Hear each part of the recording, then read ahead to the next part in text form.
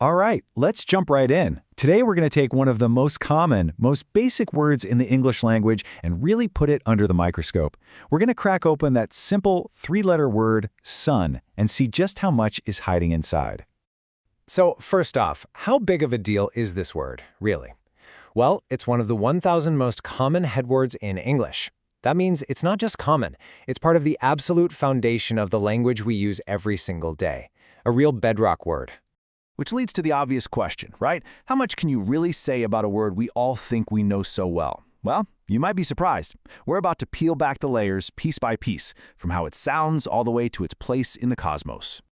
Okay, let's start at the very beginning. The sound. How do we actually say sun? I mean, it seems obvious, but there's a real science to it. Now, this might look a little technical, but it's called the International Phonetic Alphabet, or IPA for short. It's how linguists write down sounds so there's zero confusion.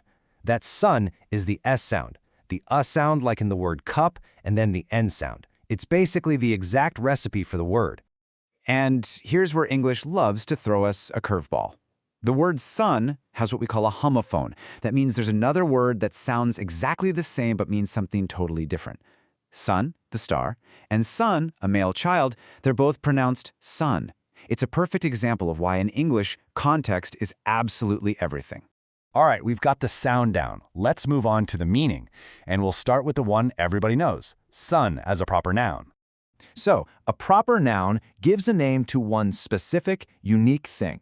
When we say the sun, we're not talking about any old star out there. Nope. We are talking about our star, the one right in the middle of our solar system. There's only one of it.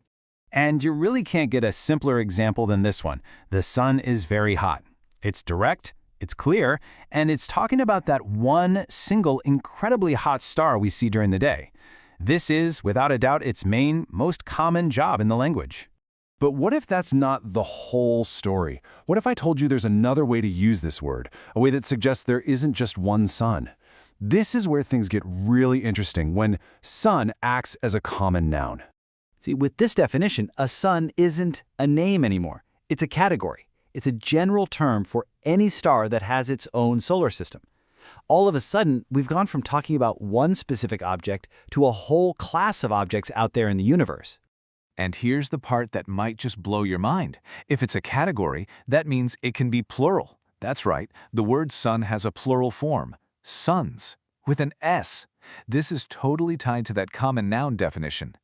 This sentence just makes it all click into place, doesn't it? When scientists find another star out there with planets going around it, they can call that star a sun. It's a huge shift in how you think about the word, all just by changing the to a. So now let's zoom out a bit, because words like sun don't just exist on their own. They're at the center of a whole family of related words and ideas. For instance, it's super straightforward. From the noun sun, we get the adjective sunny. The word we use to describe a day filled with sun comes directly from the object itself. See? It's all connected. And this chart, well, this is the biggest context of all. You can see our sun, listed right there under star, sitting at the very top of our entire solar system.